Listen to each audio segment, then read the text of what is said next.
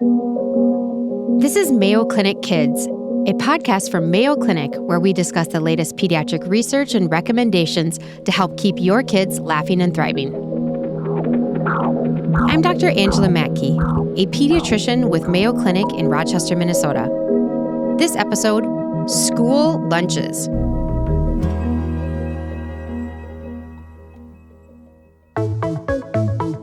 We all have memories of the cafeteria. So does my guest, Lori Russell. I honestly don't remember a home-packed lunch in elementary school at all, which is, my mom would be ashamed to hear that probably, me saying that. But I do remember the grilled cheese and tomato soup in my elementary school. So good. Yeah. That's comfort food to me. I remember that meal. That was my day. I'm sure I brought lunch like every other day, but that grilled cheese, tomato soup was it for me. I still remember it. So yeah, that's my meal. Grilled cheese and tomato soup was absolutely, it was like sold out. And then sometimes they'd have chicken noodle soup instead, and that was also a big hit. The one thing that I just couldn't do, and I feel like I'm going to get killed for saying this as a native Minnesotan, is tater tot hot dish. I've never had it. I'm not from Minnesota, but I don't have the desire to. It wasn't something I grew up eating either. And even though I'm from Minnesota, we had a lot of hot dishes, or if you're from Iowa, as my husband is, casseroles. But I just couldn't do the tater tot hot dish from school. It just made me gag.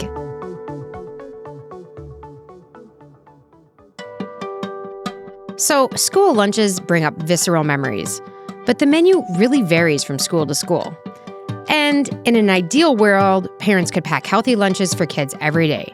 But let's face it, that's time-consuming and expensive. There's nothing wrong with outsourcing lunch to the school cafeteria. And that's what caregivers of roughly 30 million kids in the U.S. do. But how well do schools meet the basic nutritional needs of students? And how can parents ensure their kids are getting a healthy meal, whether it's on a tray or in their lunchbox? This episode, we're talking with Lori Russell. Lori is a pediatric dietitian here at Mayo Clinic in Rochester, Minnesota. She's counseled many parents and kids on family nutrition and healthy eating habits. Lori, thank you so much for joining us today. Thanks. I'm so excited to be here. Lori, are you a parent? Do you have any school-age kids that are eligible for school lunches? I am a parent. He's about to turn 3 next month, so he's in daycare, so he gets a lunch there, but not quite the school age. So when he starts kindergarten, or maybe he'll do pre-K through the school district or something like that, will you let him eat school lunches, or will he be one of the cold lunch kids? Hopefully he'll have a lot of input on what his palate is like and how, diverse he wants it to be. I'm sure if there is a meal that he really wants on that school menu, yeah, he will absolutely have the option to get that. That's the same approach that we did, but honestly, probably by about last year, I was like, if you want cold lunches, you can pack them because you're old enough. It's your responsibility to look at the meal and the menu and help figure out if this is a meal that you want to eat at school or not. Because I think I've gotten so busy. I think I had maybe more energy is the best way to describe it when they were younger. Well, when they're younger, you have to, right? You have to take on that responsibility. The 5-year-old probably shouldn't be packing their own lunch. They could assist. Super inappropriate. But, when they are 14 or whatever age, even younger than that, you can have some say. And it's a great way to learn about healthy habits and implement them for yourself. So that's awesome. Lori, what kind of nutrients do school-age kids actually need from their lunches? Sometimes I'll hear kids having one food group, and that's it. What, in an ideal setting, should children be getting? I mean, ideally, you'd be getting as many nutrients as you can from every meal, right? The more variety of foods, the more nutrients. The biggest thing, though, from school lunch is calories and that they're being fed. So that school lunch is providing energy for a growing body, both mentally and physically. And these kids need to eat food to get through the day, to be able to do their homework, to play sports and recess and interact correctly with their peers. Outside of that, the more diverse foods and the, higher quality foods, sure, like the whole grains, right? We're getting fiber, we're getting B vitamins, that's good for energy. So the more variety we can get, the more nutrients overall we're going to pack into that mealtime. How do the needs of what children need during their lunchtime differ from adults? I would say the biggest difference, and a lot of parents get hung up on protein because as adults, we all think like protein, protein, I protein, right? know, right. The younger a child is, the less protein they need. Protein needs are generally low. They increase as we age. So as you get into that high school, you're seeing more adult level. So what we're looking at more is like those whole grains, the fruits, the vegetables. I think that's most important. One thing I really like about our school is that you can come in and eat lunch with your kid anytime, and you can pay to have the hot lunch. Tortellini, salad, green beans, milk, and a breadstick, I think is what I Mhm. remember like the most recent meal I had. And it was actually really good.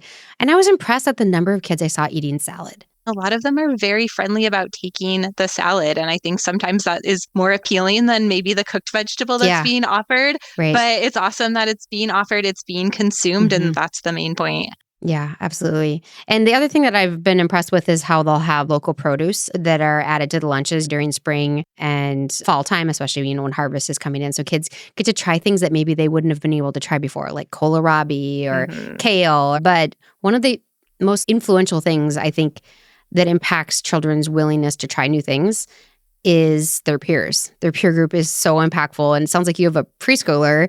And Yes, do you see this with him? Like the things he'll eat at daycare, absolutely. but he won't eat at home? Most kids eat better at daycare in that hmm age group because they're around people, because they all are told they have to sit down at the table. It is meal time. Sure, every meal that he's offered maybe isn't exactly what I would choose, Yep. but he gets a great amount of variety. So every day it is something different. It rotates. It's not every Tuesday is this, or, every day it's mac and cheese. Like he gets things that I wouldn't serve at home for better or worse, but he gets to try new things, which is awesome. So I get to see and get a little report of, what is served that day. And I think it's really fun for him to get that exposure, and to see him eating with his friends is great. So, what about a child who chooses to skip lunch? I see this all the time. Or a child who's experiencing food insecurity who just simply can't afford it. What are they missing out on? Yeah, well, luckily now, at least in this state, Minnesota is a free lunch state for everyone, regardless of if you have tons of money and can afford it or have nothing. Like there is no stigma, which is amazing. So hopefully that person feels like they can get the lunch. Now, plenty of kids still opt to not go through the line or eat for whatever reasons, anxiety or preference, right? They don't like what's being served and bring their own food. Lots of reasons they might skip it. It's like the worst thing that a child could do. Like, please don't skip your meals. Yep. Adults too, but kids definitely, like, don't skip your meals. If you're skipping your meal, your blood sugars are going to be lower, your attention's going to be lower, your overall energy is going to be lower. There's more likelihood that you're going to have like depressive thoughts or like mood disturbances because your body simply doesn't have that energy to keep up with the demands of your life. So whatever it is, just getting something in is going to be better than skipping the meal completely. So, the school lunch program does serve a variety of different types of lunches depending on where you're at. Can you give me some examples about what most kids are actually eating? Milk. Most kids are choosing the milk. Chocolate I milk, you think mean? that Specifically? chocolate milk, Yep. which is fine, right? It's a hmm small container. Like it's chocolate milk. Have some fun. But that is like the most consistency that I see in school lunches. There's such a big variety from school. Some schools do local food. Some schools have salad bars. Some schools have smoothie bars. Some schools, everyone has one option. You get your meatloaf, your mashed potato, your milk, your carrots, and you're done. Of course, there are some guidelines that, are put in place of what's served, but how schools interpret that and what is actually makes it on the plate is up for interpretation, and it's a wide variety.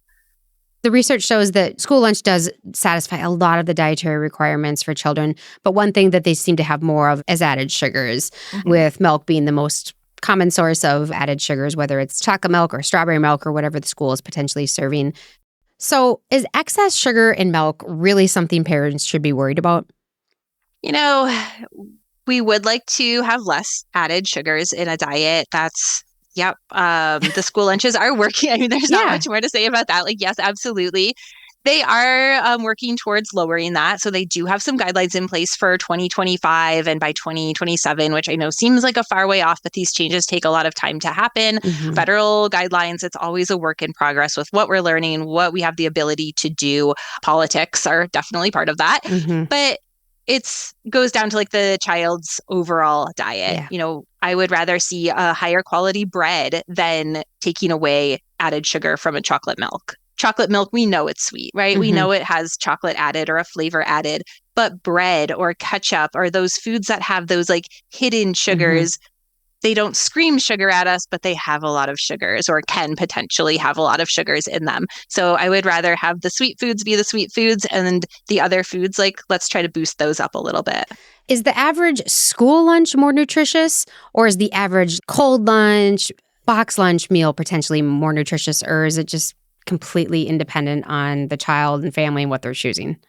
Yep, that last part. So Yeah. I do diet recalls of children every day, and the variety is huge. You can have a really healthy, nutritious school lunch based on the child's desire, the parent's ability and time to pack it to what they have the ability to provide food wise, expense wise.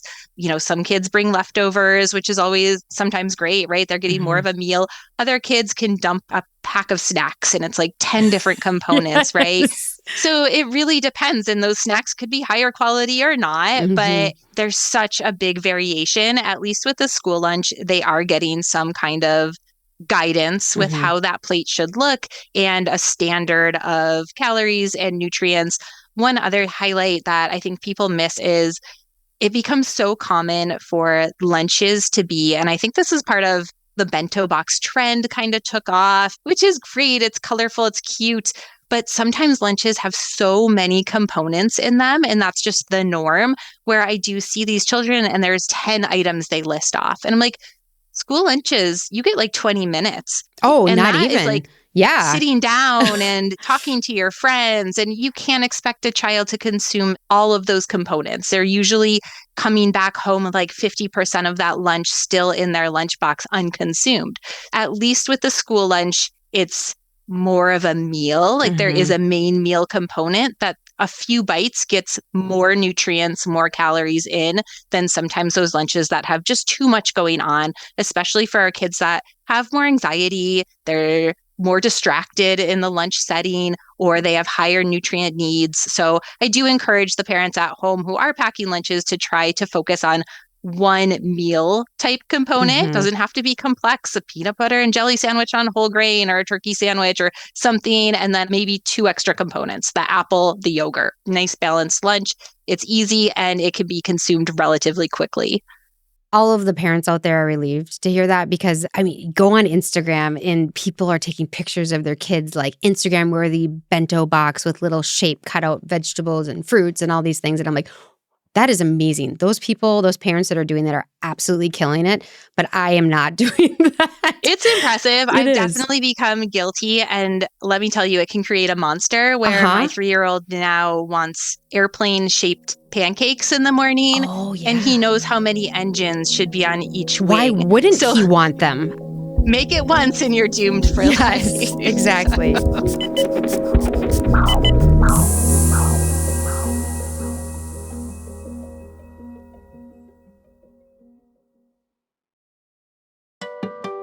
I wouldn't mind an airplane-shaped pancake either. But let's get back to lunch. Like Lori said, what's most important at lunch is that kids are eating at all. School lunches are a time for kids to try new foods, learn eating habits from friends, and avoid mood swings. They need the nutrients and energy to make it through the rest of the day. If your kid favors the chocolate milk, that's okay. They're still getting plenty of nutrients. And while it can be high in sugar, federal guidelines for sodium and added sugars are on the way. What matters more is a kid's overall diet. A chocolate milk at lunch won't hurt them. There are too many factors to decide whether a packed lunch or a cafeteria meal is more nutritious. But for the most part, the key is to keep it simple. Lunch is too short to get complicated. But if you're packing a lunchbox, stick to around 3 items so your kid can get nourished without tossing out all your hard work. Now, let's talk about who decides what's for lunch and how schools can take their own spin on the rules. So, Lori, regarding the school lunch program, who decides, or what are the guidelines that determine what is actually on that menu? How much of, whole grain servings and fat and sugar and vegetables and fruit servings need to be offered at each meal? Yeah, so it is developed by the National School Lunch Program, and that is through the USDA. So it is federally developed and administered at that level. And, important to remember that over 30 million children take advantage of the school lunch, and that is huge. So Hmm. they're responsible for a lot. And when you're responsible for such a large population, a lot of the nuance can get missed. So our fats, our proteins, our whole grains, right? Those are the boxes that we're looking to check to keep the general public healthy at that minimum level. So that's where kind of the school lunches takes off from. And then it's always being developed to kind of do better. Like half of the grains that are offered are supposed to be whole grains, or there's supposed to be a fruit or vegetable on the plate every day. And are the lunches based on those guidelines able to meet the dietary needs of every kid? I mean, what's being served is, again, going to be what's best for most people. And we know there's a huge amount of variety and individuality from person to person. Just stereotypically, if we're looking at like the football player who's super active and bigger, they're going to need more calories, Hmm. right? And they're probably not getting as much of their needs met by the school lunch as someone else who maybe is on the chess club, is a smaller person, right? Is not utilizing overall calories and energy needs. There isn't an individual calorie guideline provided to kids, and we wouldn't want that. So Right. there is a little bit of knowing your own child, and some schools do offer breakfast or sports programs for more snacks and fuel for those. But hopefully, children are at least able to meet their hunger needs with the school lunch entree.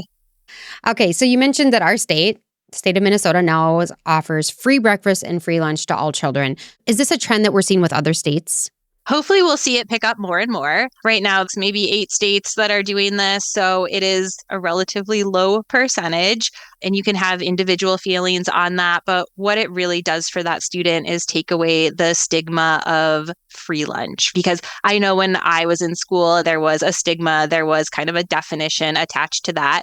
And maybe a child doesn't want, especially in like those teenage years where you do need more energy, they're might not want to be seen getting that school lunch for whatever social reason. And we have to keep in mind that food intake and school lunches are also a social experience and do a really good deal in shaping our food relationships. Hmm. So by offering free school meals to everybody, it really takes away that stigma and allows everyone to be nourished, or everyone have the potential to be nourished without feeling any kind of shame from it. Yeah. And I would add there's a large proportion of children in the United States that receive the majority of their nutrition throughout the day from the school. Breakfast and lunch may be the only meals that they're receiving, and especially getting access to fresh fruits and vegetables and dairy products and other things like that. So, Lori, once federal guidelines are in place, how strict are those requirements? People often talk about the unexpected loopholes used to meet these guidelines. Yeah. So loophole maybe isn't the best word because those loopholes are actually stated in the guidelines. So they are written out as this is something that you can do. So, for example, juice can meet, if it's 100% juice, it can meet 50% of the fresh fruit requirement or that fruit requirement for the week, depending on the school district, what they have available, staffing, everything. Sometimes pouring that cup of juice is their only option, and at least they're getting more nutrients. Is it maybe the best version? No, but again, we're getting there, at Hmm. least they're getting something from it, and it is 50%. So it's not like your child can go and just get juice every day and that counts as their food. Another one that people do get hung up on is pizza is a vegetable or ketchup is a vegetable. Technically, a certain amount of tomato sauce can count as a vegetable.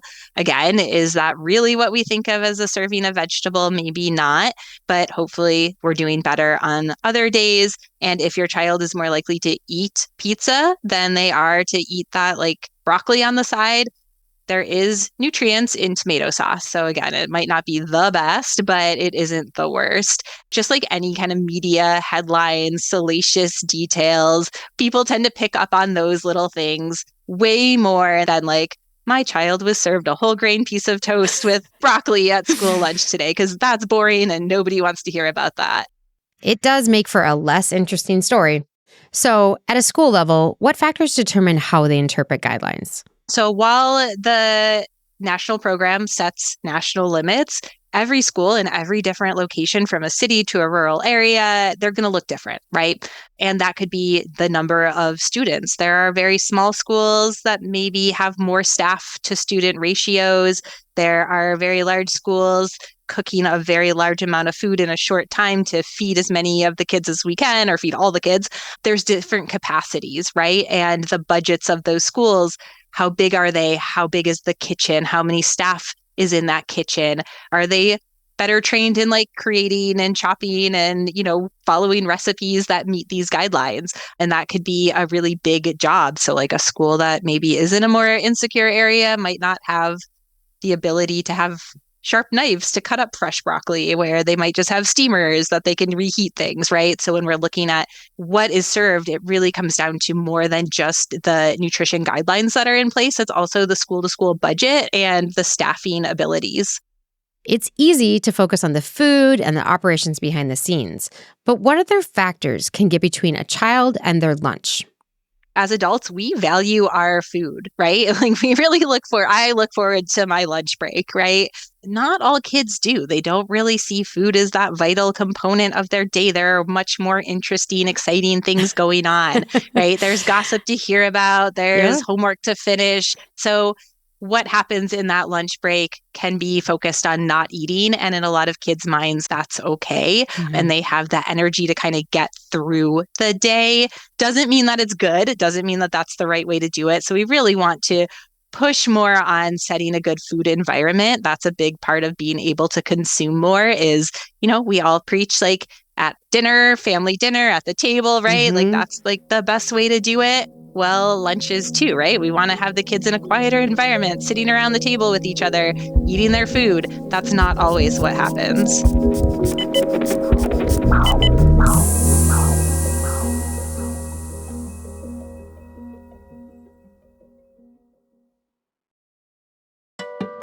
So here's the process for school lunches. The National School Lunch Program sets nutritional guidelines. Those can include having a variety of vegetables, having whole grains, encouraging larger portions for fruits, etc. It's a system that's constantly evolving and varies from school to school in terms of how the guidelines are enacted. There are national guidelines, and then there are the rules at the state level. Most states require schools to have a free or reduced lunch option.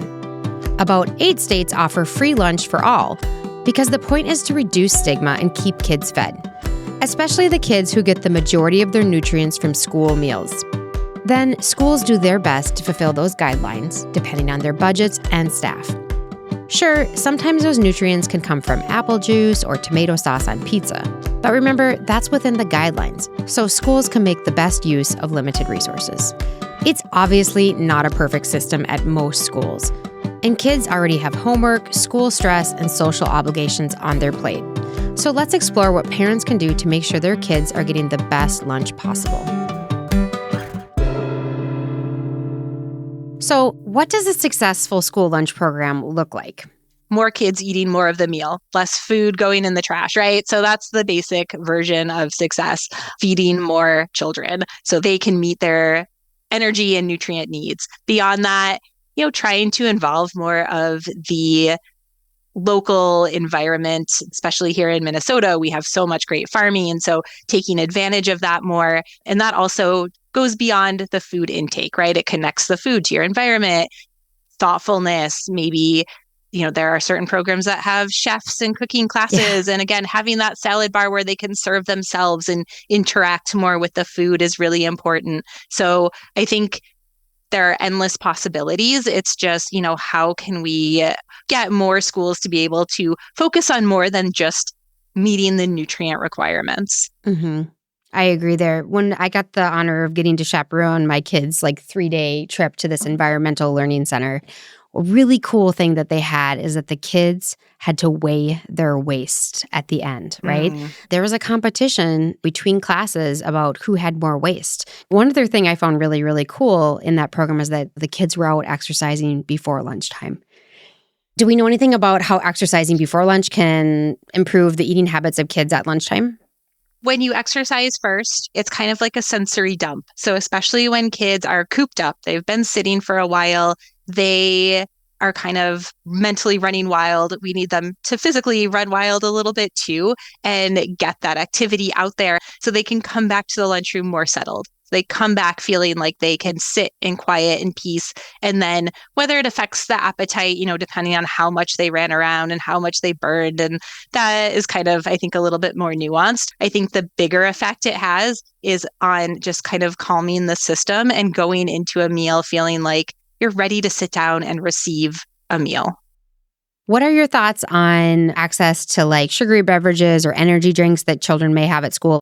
When we're talking about added sugar in that chocolate milk, you're getting vitamin D, you're getting calcium. There are more nutrients. You're getting some fat and some carbohydrates and protein. When we look at a soda that's coming out of that vending machine, you are only getting added sugar. You are getting no nutrition added to that. And if anything, it's fooling your body into think you're consuming something, right? When we're talking about those small windows for eating, if you're also drinking that 20-ounce bottle of soda and trying to eat your meal, they're competing for room, for time. So yeah, I would like to see those not be a part of the schoolroom at all.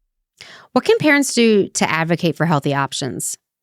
I think always feel like you are part of your school district, right? You can go and talk and have these conversations. Most schools are very receptive to hearing ideas. They might not be able to implement every idea that every parent would like to see, and at the most basic level, if you have the time and the ability, put a lunch together. Your child can bring a lunch. They don't have to rely on school meals. So if you feel a certain way about whatever is being offered, and you want to stay away from that, well, let's put a lunch together that your child will eat and that you guys will all feel good about.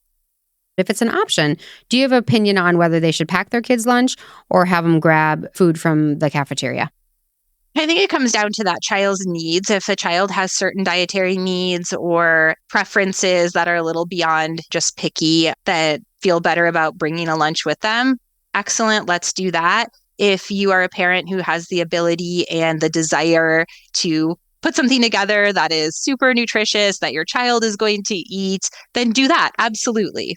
And I always encourage parents, whatever end of that spectrum they're on, to have that kind of emergency lunch packed, whether it's just that whole grain, peanut butter jelly, a yogurt and apple sitting there. That can sit in the fridge all week and be fine, or go into their backpack or some of those like shelf stable like yogurt things in case that lunch meal that's being offered is something your kid is not going to eat. And then they're at school looking at that food like, I'm just going to go hungry. They shouldn't have to. There is a backup meal that is in their bag or locker that they can still consume and get some nutrients out of. Okay. So let's go back to what you said before. They don't need to pack a bento box full of 10 different items and foods. What are the basics that they should be including in that packed lunch? So you want to have something that's giving a significant amount of calories. So if you're just packing like the pirate's booty and the applesauce pouch, that together is like 150 calories. Like that is nothing, right? Think about how much time it takes for a smaller child to like eat all of those little pirate booties and suck down that pouch. It is time consuming. So we want to make something that's a little bit more dense. So focus on something that is more of an entree. So a sandwich, turkey and cheese. Maybe if you can throw some lettuce on there, or spinach, if you can sneak that in, or some hummus, great. But try to make it like that one item. Or maybe it's a bean and egg burrito that you are able to take, or some pasta salad, or whatever you can make in that one like main meal component. And then try to pick like 2 extra sides. We want to get a fruit or vegetable in there, and maybe a dairy component if they're not grabbing that milk, maybe a yogurt or a string cheese. So try to make sure that there's a carb, fat, protein, there's some fiber in there from a fruit, vegetable. Yeah, that sounds great.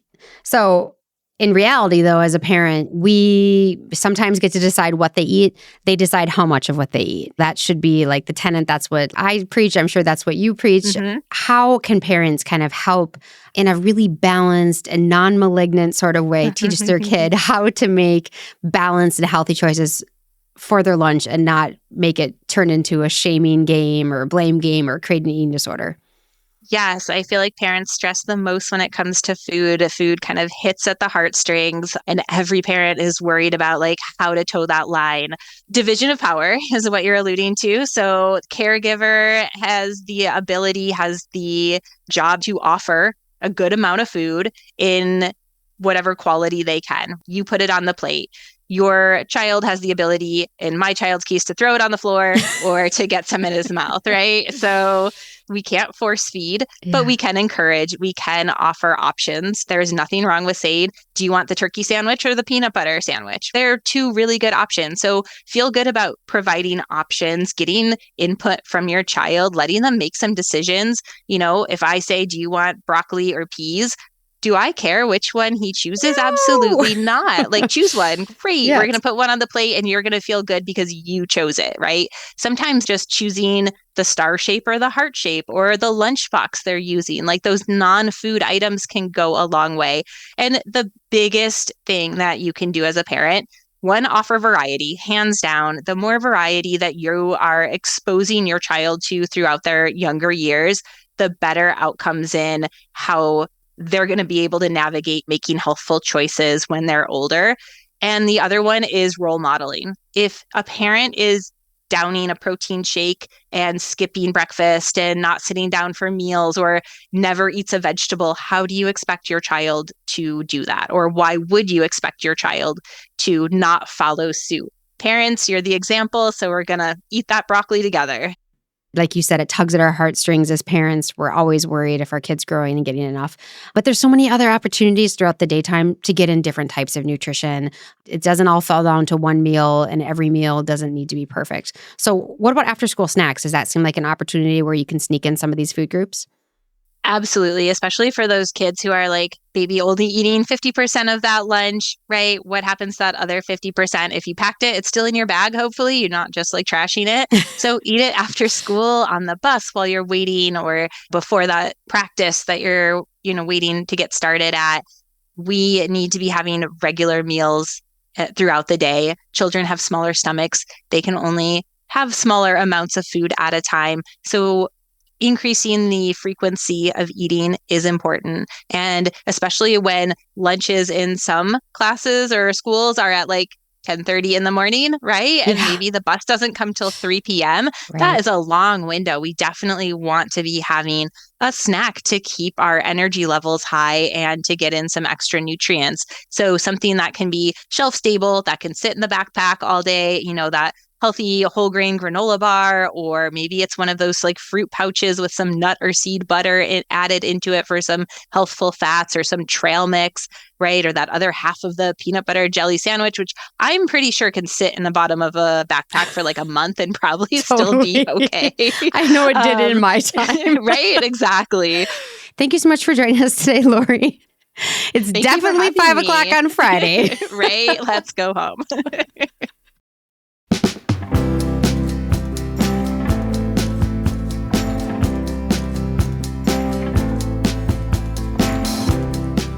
Lunch has many factors that are out of our control as parents, but we do have some tools within reach to give our kids the best lunch possible. Maybe you can make your opinions known at the school district, advocating for food waste education or a ban on soda machines. Maybe you can pack a lunch for your kid or give them a weekly just-in-case lunch to stash in their locker. Maybe you can target a significant amount of calories in their lunchbox, making sure to include carbs, fat, protein, dairy, and fiber. And of course, it's not all on you. Give kids the power to choose their food so they feel involved. Remember, the most impactful thing that you can do is expose them to a variety of foods and model healthy eating yourself. Kids need support from school and home to form healthy eating habits that will last a lifetime. That's all for this episode.